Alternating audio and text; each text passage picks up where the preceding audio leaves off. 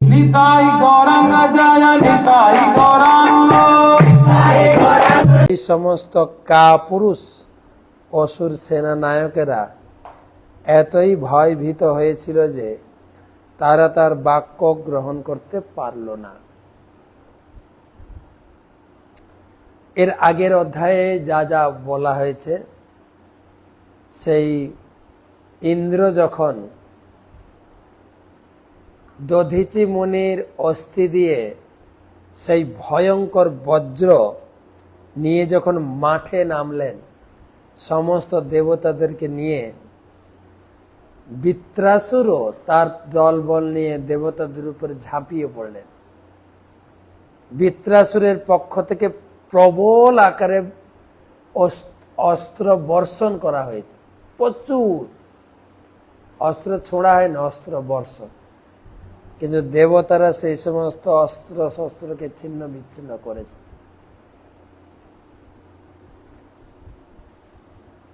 তখন অসুররা পাথর গাছ তুলে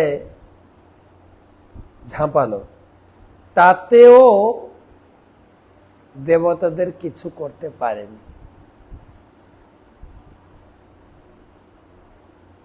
সেই দেখে বৃত্রাসুরের পক্ষের সৈন্যরা বিশাল ভয় পেয়ে গেছে, তারা যুদ্ধক্ষেত্র ছেড়ে পালিয়ে যাচ্ছে। তখন বৃত্রাসুর তার পক্ষের অসুরদের বুঝানোর চেষ্টা করেছে, পালিয়ে যাচ্ছ কেন?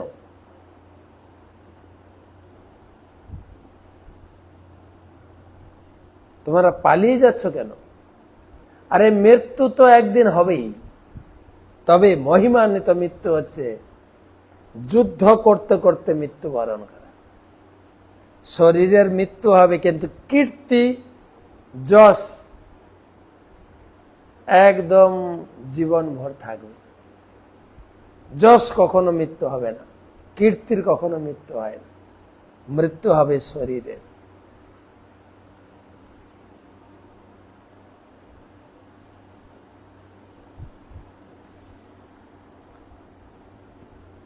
তোমরা যুদ্ধ করো, চলো আমার সঙ্গে, মৃত্যুকে পরোয়া না করে কর্তব্য পরায়ণ। তো এর আগের অধ্যায়ে খুব বড় লেকচার দিয়েছেন বৃত্রাসুর তার লোকদের, কিন্তু তারা সেই উপদেশ গ্রহণ করতে পারেনি। এখানে সুখদেব গোস্বামী বলছেন যে বৃত্রাসুর ভালো ভালো উপদেশ দিলেও তার পক্ষের কাপুরুষ অসুর সেনানায়করা এতই ভয়ভীত হয়েছিল যে তারা তাদের বাক্য গ্রহণ করতে পারেনি।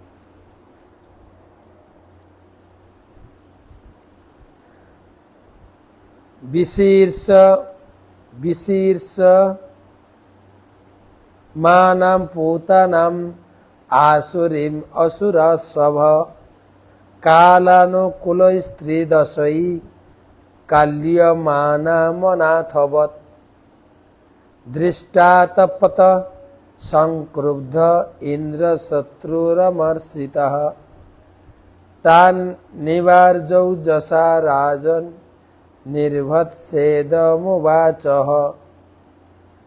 বিশীর্ষমানম পুতনাম আসুরিম অসুরর্ষভ কালানুকূল স্ত্রী দশৈ কাল্যমানামমাথবৎ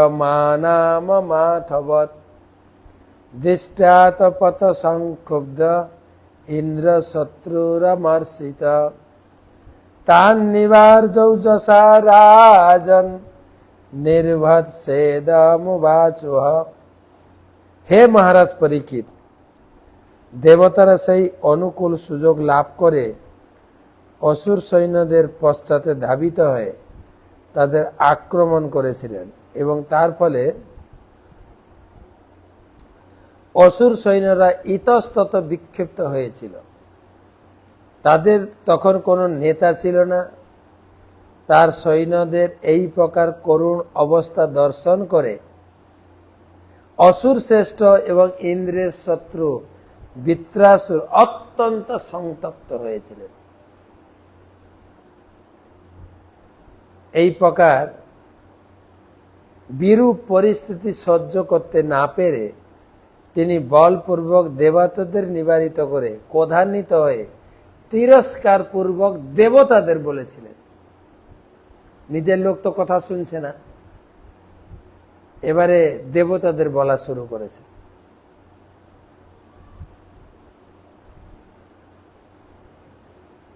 সব ভয়ে পালিয়ে গেছে। আর ঠেকাতে পারছেন না,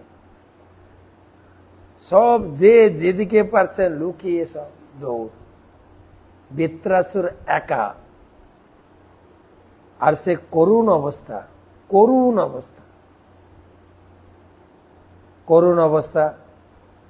তখন বৃত্রাসুর তিনি যুদ্ধক্ষেত্রে ছেড়ে যাননি, তো তিনি দেবতাদের উদ্দেশ্যে বলতে শুরু করেছে। কি বলছেন? কিংব উচ্চরিতই মাতুর ধাবদ্ভি পৃষ্ঠত হতই নহি বিতভত শ্লাঘ্য ন স্বর্গম সুরমানিনাম। কিংব উচ্চরতই মাতুর ধাবদ্ভি পৃষ্ঠত হতই নহি ভীতবধ শ্লাঘ্য ন স্বর্গ সুরমাণিনা। অনুবাদ: হে দেবতাগণ, এই পলায়নরত অসুররা তাদের মাতৃজঠর থেকে 20টার মতো বৃথাই জন্মগ্রহণ করেছে।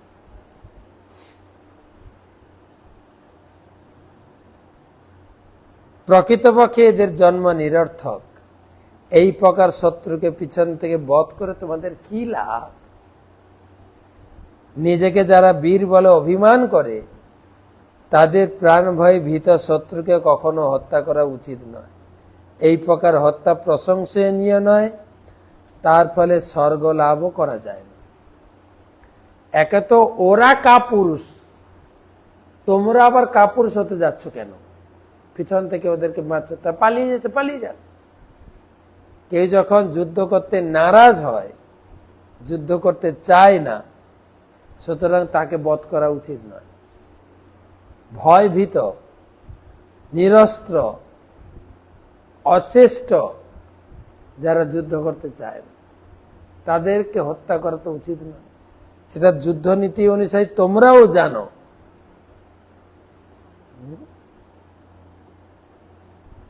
তাই পিছন থেকে এদের মেরে লাভটা কি? তোমাদেরও অপযশ আছে। গতকালকে আমরা আলোচনা করছিলাম যে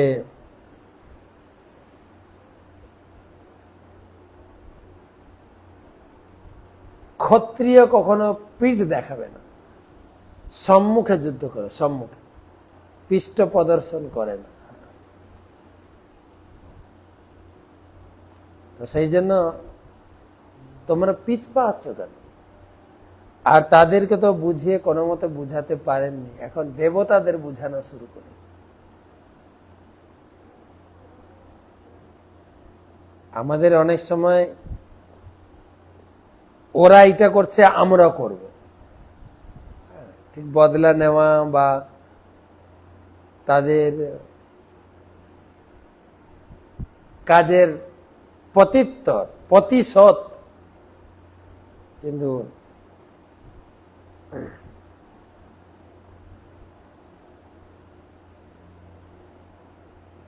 বৃত্রাসুর বলছেন, তোমরা দেবতাদেরও এইটুকু জ্ঞান নেই যে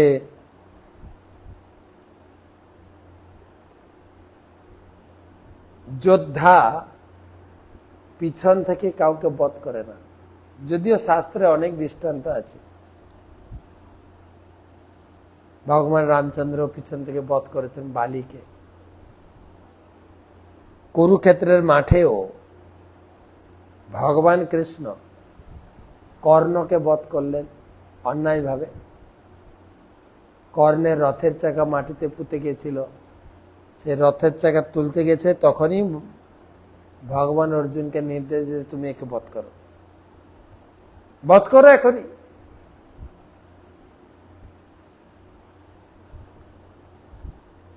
তো কিছু কিছু কারণ ছিল, কুরুক্ষেত্রের মাঠের যুদ্ধের যে এগ্রিমেন্ট ছিল, শর্ত করা হয়েছিল, সেই শর্তটা প্রথমে কৌরবরা ফেল করেছে। আর সে কৌরবরা ফেল করেছে যেহেতু শটে ষাট্টম সমাচারে চিটিং এর সময় চিটিং ব্যক্তিকে চিটিং এর মতো প্রত্যুত্তর দিতে হবে,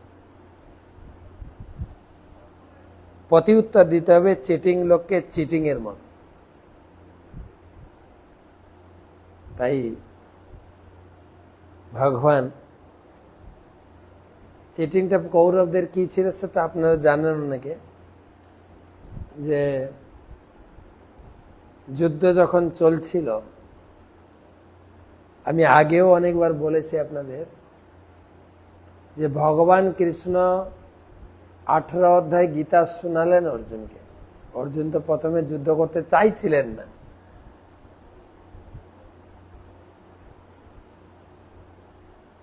যুদ্ধ করালেন। তো 18 অধ্যায় গীতা শোনার পরে অর্জুন শেষে রাজি হলেন, ঠিক আছে কৃষ্ণ তুমি যখন বলছো করিছে বচনম তব, আমি যুদ্ধ করব। কিন্তু ঘটনাটা কি ঘটল, অর্জুন যুদ্ধক্ষেত্রে নেমে গেছেন, কিন্তু অনিচ্ছা সত্ত্বেও ভগবান যেহেতু চাপাচাপি করেছেন তাই যুদ্ধ করছে, যুদ্ধ জমছে না। ভগবান তখন নিজের ভাগনা অভিমন্যুকে এমন শক্তি আরোপ করলেন, বাচ্চা ছেলে 16 বছর বয়স, এত বীর বিক্রমে যুদ্ধ করেছিল, বড় বড় মহারথী সবাইকে পরাস্ত করেছিলেন, দুর্যোধনকেও পরাস্ত করেছিলেন। তখন দুর্যোধন নির্দেশ দিলেন একে সপ্তরথী মিলে মারো। এটাই ছিল কৌরবদের অন্যায়, একজনের সঙ্গে একজনের যুদ্ধ হবে, রথীর সঙ্গে রথী, মহারথীর সঙ্গে মহারথী, কিন্তু এই অন্যায় করে তারা মারলেন। যার ফলে ভগবান সেই অন্যায়ের বদলা নিতে গিয়ে তিনি সপ্তরথীকে অন্যায় ভাবেই মেরেছে। এখানে কর্ণকেও অন্যায় ভাবে মারলেন, দ্রোণাচার্যকেও অন্যায় ভাবে মেরেছে, ভীম দুর্যোধনকে অন্যায় ভাবে মেরেছে। তো কিছু কিছু ভগবানের পরিকল্পনা, পরিস্থিতি, তো এখানে সেই পরিস্থিতি ছিল না, সেই পরিস্থিতি ছিল না। সেখানে বলছেন যে এই সমস্ত যোদ্ধারা যারা ভয় ভীত হয়ে পালিয়ে যাচ্ছে, তারা মা বাবার সম্মানটাকেও নষ্ট করবে, মা বাবার বিষ্ঠার মতো। আমাদের তুলসীদাস বলেছেন, একটা উপমা দিয়েছেন, পুত্র মূত্র মা বাবার একই পথে নির্গত হয়। বীর্য আর মূত্র, বীর্য থেকে পুত্র, আর মূত্র থেকে কিছুই হয়। যে পুত্র ভগবানের ভক্ত হতে না পারে সে মূত্রের সমান। বা এখানে বলছেন কর্থ পুত্রেন জাতেন যৌন বিদ্যা ন ধার্মিক কাণেন চক্ষুষা কিম বা চক্ষু পীড়ইব কেবল। যে পুত্র যশস্বী নয়, যে পুত্র ভগবত ভক্ত নয়, সে পুত্র সে পুত্র মূত্রের সমান।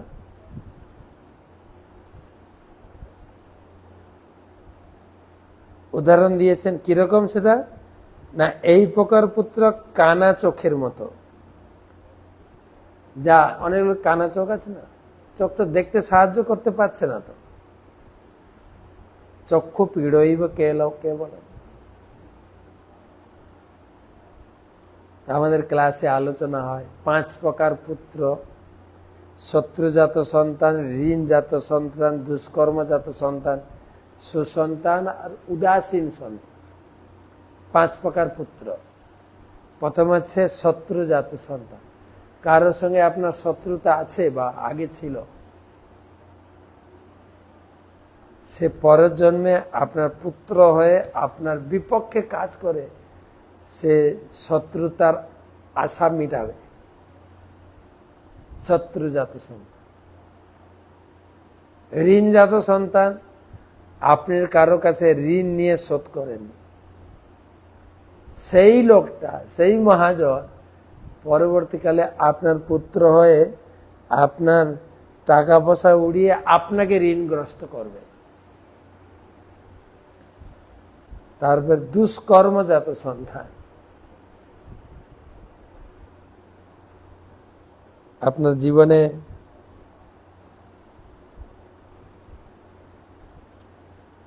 কিছু কুকর্ম ছিল, পুত্র হয়ে বিভিন্ন প্রকার দুষ্কর্ম করে আপনাকেই বদনামের ভাগী করবে।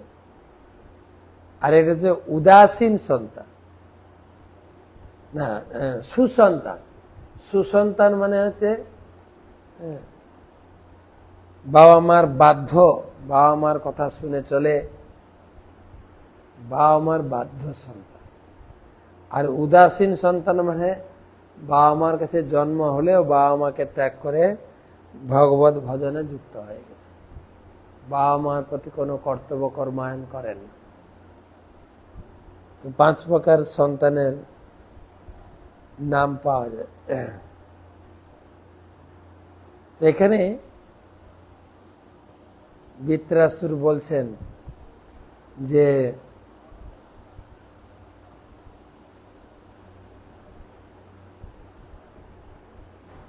ওরা সন্তানই না, এই বাবা মার পেট থেকে কিছু মলমূত্রের মতো। আবার কোথাও লেখা আছে, পুত্র যদি পিতামাতাকে পুত নামক নরক থেকে উদ্ধার করতে না পারে, সে মূত্রেরই সমান। অর্থাৎ পুত্র ভগবানের ভক্ত হয়ে পিতামাতার উদ্দেশ্যে পিণ্ড তর্পণাদি ক্রিয়া সম্পাদন করবে, তখন পিতামাতা উদ্ধার পাবে। সেই কর্মাদি যদি না করে, সে মূত্রের সমান। আরেকটা শ্লোক পড়ি। যদি বা প্রধনে শ্রদ্ধা সারং বা খোল্লকা হৃদি অগ্রে তিষ্ঠত মাত্রং মে নচেত গ্রাম্য সুখে স্পৃহা। যদি ব প্রধনে শ্রদ্ধা সারং বা খোল্লকা হৃদি অগ্রে তিষ্ঠত মাত্রং মে নচেত গ্রাম্য সুখে স্পৃহা। হে তুচ্ছ দেবতাগণ, যদি তোমাদের যুদ্ধে যথার্থই শ্রদ্ধা থাকে, হৃদয়ে ধৈর্য থাকে এবং বিষয় ভোগেও বিলাস না থাকে, তবে ক্ষণিকের দ্বন্দ্ব আমার সঙ্গে লড়াই কর। ওদের পিছনে দৌড়াচ্ছ কেন? যদি যুদ্ধবিদ্যা শিখে থাকো, যুদ্ধ করার ইচ্ছা আছে, আমার সঙ্গে লড়ো।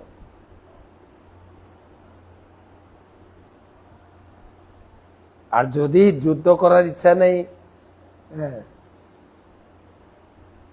ওই 2-4টা লোক যারা পালিয়ে যাচ্ছে পিছন থেকে মেরে দিলাম, ওইটা কারোর কাপুরুষ, এটা কোনো বীরত্বের কথা নয়।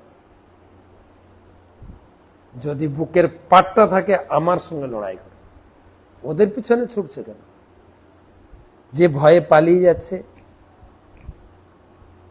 সিয়ানে সিয়ানে লড়াই হবে, আসো লড়ো আমার সঙ্গে। এখানে তার অসুর কুলের লোকগুলো তো পালিয়ে গেছে,